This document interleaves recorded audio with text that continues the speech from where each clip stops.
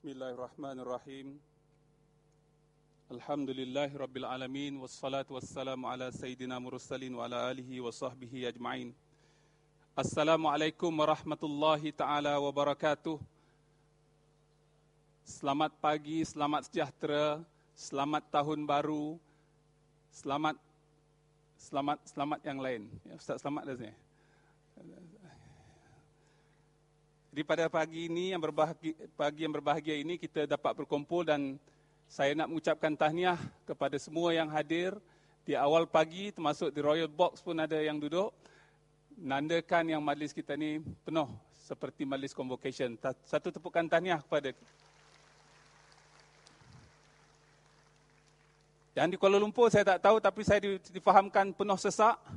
Nampak duduk berhimpit-himpit di dalam layar yang kita saksikan di sana. Jadi tahniah juga kepada staf UTM di Kuala Lumpur yang ceria, dan kita berharap inilah semangat yang nak kita bina pada awal tahun 2011. Dan kita juga mengucapkan tahniah sebab bermula daripada tahun lepas kita telah melibatkan pasangan kepada staf UTM untuk menghadiri majlis-majlis penting UTM, bagi membolehkan kita faham apa yang kita nak buat di UTM. Ya, ramai sangat penyokong. Jadi pada hari ini saya akan bercakap tentang satu topik yang sangat penting, iaitu menjana minda kreatif dan inovatif. Dan kepada semua staf kita telah bekalkan satu buku yang hadir sahaja. Buku ini tuan-tuan harus saya ingatkan, berharga RM6, ya, mahal RM6 sebab menggunakan wang universiti, dan dibagi kepada orang yang hadir saja.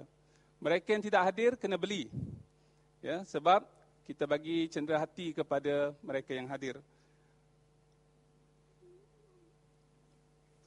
Kita ada 105 halaman, 22 jadual, 6 rajah. Dan ketika menyediakan buku ini, saya dibantu lebih daripada 20 orang. Dan saya mengucapkan tahniah, nama mereka ada dalam buku itu dan ada juga yang tak tersebut. Ya. Satu tepukan gemuruh pada mereka. Saya mengucapkan tahniah kerana ketika menyediakan buku ini, ketika cuti. Waktu bercuti, dan sebahagian besar daripada kita menghabiskan masa dengan keluarga, tetapi orang yang terlibat dengan penyediaan buku ini menyediakan jadual. Dan tuan-tuan biasa yang bekerja dengan saya, kalau I'm very meticulous, satu jadual itu kena jalurnya berapa, dia punya row-nya berapa, I'm very meticulous on that. So, banyaklah buat pembaikan dan seumpamanya. Saya telah menyediakan waktu bercuti saya selama 7 hari, termasuk penyuntingan untuk menyiapkan buku ini. Dan orang tanya, kenapa singkat sangat 7 hari? Kalaulah 10 hari, buku ini jadi 150. Ya.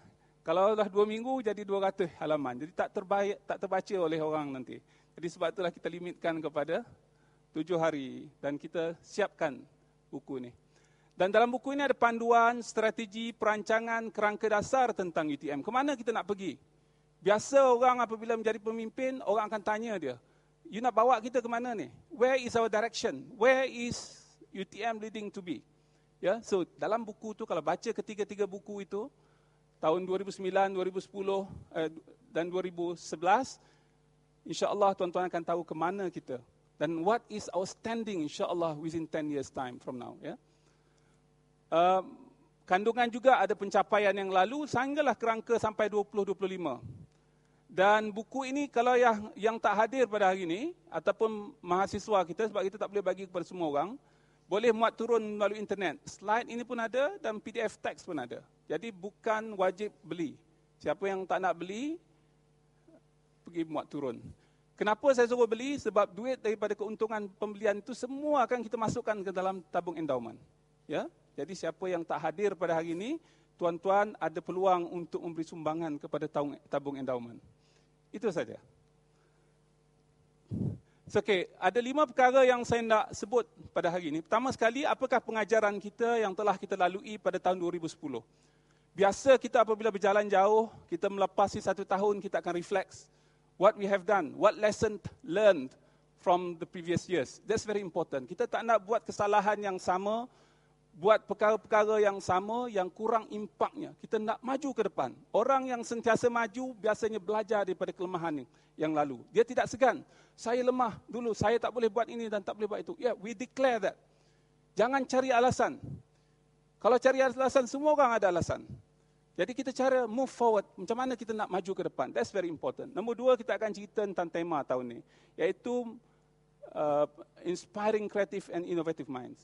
Yang ketiga, kita tengok apakah 5 strategi trust kita tahun ini. Sebab setiap tahun kita tetapkan apakah strategi trust. Dan yang keempat, kita nak cerita tentang keutamaan. What is the highlights of this year?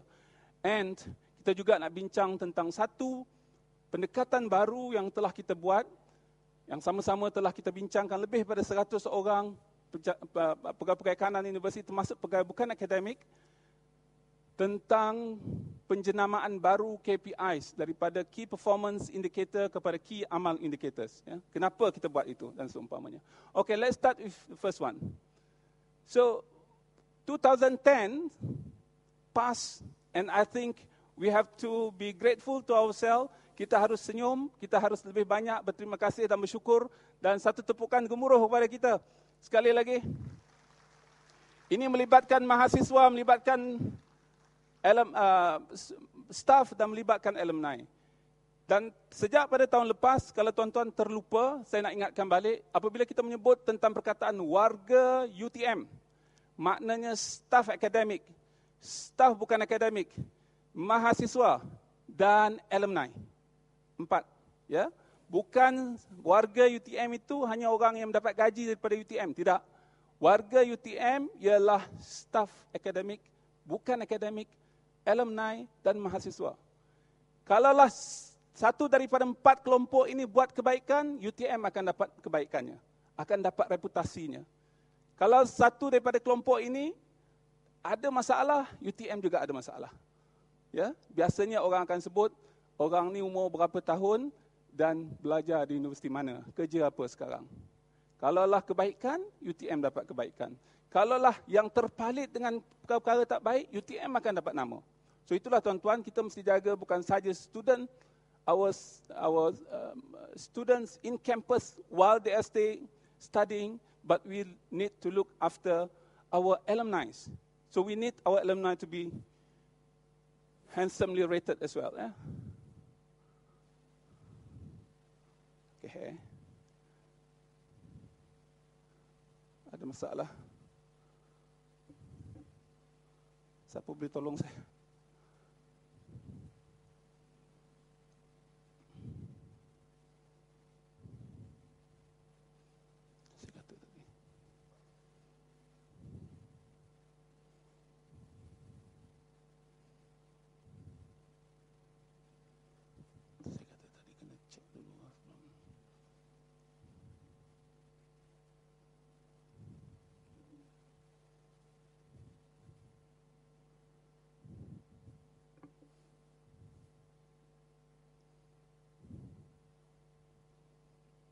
Okey, pendaftar lah sebutkan, jadi saya tak boleh pergilah perkara ni. Ini perkara yang telah kita buat tahun lepas dan saya rasa ini satu kejayaan besar sebab susah nak buat perkara-perkara ni. Okey, pada tahun lepas kita telah menetapkan 5 strategi. Pertama sekali tentang ranking, mahasiswa, penjenamaan, penerbitan dan keuangan universiti. Kita pergi satu persatu. Ranking sebagaimana halaman 26 kalau tuan-tuan tengok, kita mengambil pendekatan ranking sebagai kaedah paling mudah dari segi penjenamaan dan pemasaran. Itu polisi kita. Kalau orang tanya, UTM setuju tak setuju dengan ranking QS, World University Ranking, Time Higher Education World University Ranking, Webometric lah, macam-macam lagi benda, tak telarat kita nak ikut satu persatu. Kita kata kita bersetuju sebab kita itu adalah penjenamaan dan pemasaran. Kalaulah universiti kita ni tak termasuk dalam the top 500 university under QS, orang tak nampak kita ada quality. Therefore, we have to appear. We have to be persistently appear and improving from time to time. That is our stand. Dan dia bukan jadi matlamat. Bukan kerana matlamat kita tahun ni nak jadi top 200, bukan. Tak boleh jadi matlamat. Sebab banyak perkara yang berada dalam ranking itu kadang-kadang susah untuk kita monitor. Dan kalau kita improve, bukan hanya kita improve, orang lain pun improve. Ya, so it's very difficult and very liquid. Yang ketiga, kita nak impactful presence. Menggunakan ranking itu, kita nak berkawan dengan orang yang lebih baik daripada kita. Dan yang keempat ialah prosedur penanda aras tidak rasmi kepada universiti. So this is very important. Dalam QAS tahun lepas, kita telah jatuh beberapa tangga kepada 365. Dalam Webometric, kita telah meningkat. Kita tengok Webometric kita pada tahun lepas, UTM ranking di Malaysia ialah nombor 2 pada Januari, tetapi kita telah naik nombor 3 pada Januari dan Julai kita telah naik nombor 2. Dan insya-Allah pada Januari ini, saya fikir minggu ketiga atau minggu keempat akan diumumkan balik tentang ranking yang baru. Lain-lain universiti di Malaysia semua di bawah kita. Kita hanya competing with University Science Malaysia. It shows that from Webometric perspective, we are highly rated in the country. Kita tengok tentang mahasiswa. Kalau kita lihat mahasiswa kita mempunyai strategi. Strategi kita ialah differentiation and high quality undergraduates. Itu kita letakkan keutamaan. Kita tidak sebut high quality postgraduate. Kenapa? Sebab kita expanding. Kita daripada 5,000 kepada 10,000. Itu cara kita. Dan kita tidak terlalu berkira. Bagi kita, orang yang telah lulus with good degrees at undergraduate level, they are good materials for postgraduate. Itu adalah asas kita. Kita tak mahu menjadi seperti Universiti di Amerika Syarikat. Kalau kita nak belajar di universiti, katalah mana-mana sebahagian besar daripada Ivy League Universiti di Amerika Syarikat, kita kena ada TOEFL 700. Kemudian kita kena ambil GRE. Kita kena ambil lagi comprehensive exams. Barulah boleh menjadi student PhD. Kalau kita buat macam tu tuan-tuan, jumlah student PhD kita tak akan lebih daripada 2,000 sebagaimana telah kita capai minggu lepas. Tahun lepas. Ya? That is our strategy. And this is also important. Kita telah adakan program Global Outreach, and this is one of the flagship program for UTM, dan ucap tahniah kepada semua yang terlibat. Satu tepukan gemuruh.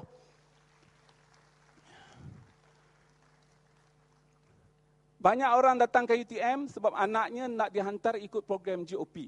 Ada kawan saya daripada universiti lain. Universiti yang ternama jugalah, tapi betul sikitlah. Ya. Dia kata, boleh tak tumpang anak dia ikut GOP UTM? Saya kata, tak boleh. Ini khas, dedicated untuk student dan staff UTM sahaja. Kalau tidak, tukar universiti. So, dia pun tengah fikirlah ni sama ada nak tukar masuk UTM.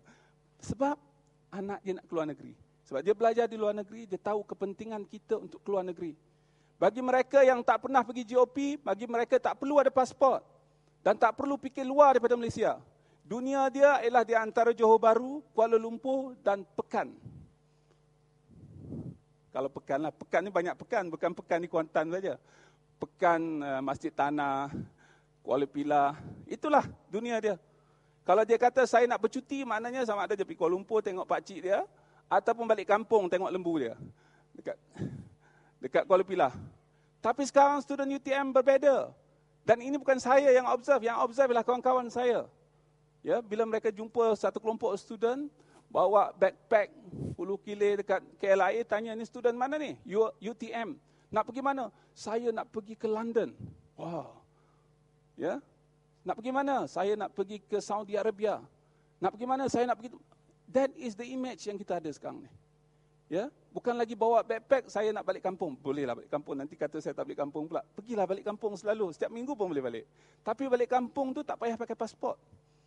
Ya, balik kampung tu tak ada perancangan yang sebagaimana yang kita buat. Dan this is our flagship program. We have to strengthen that program this year. So for 2010, we are putting aside money so that 5,000 students can travel. Tetapi satu ingatan kepada semua, janganlah semua nak kapal terbang aja. Ya, banyak tempat di sekitar ini kita boleh dapatkan maklumat pendedahan. Pergi ke Singapura. Pergi ke top university, top 50 university in the world, which is NUS, kena pergi. Sebab itulah saya telah minta pejabat hal ehwal antarabangsa untuk adakan weekly trip setiap minggu, satu bas pergi Singapura. Naik bas, kita pergi Singapura, malam kita balik, pagi besok kita pergi balik. Ya, so this is cheaper. Ya, kita hanya menyediakan wang kira-kira RM100 saja untuk setiap orang. Secara tidak langsung 500 orang akan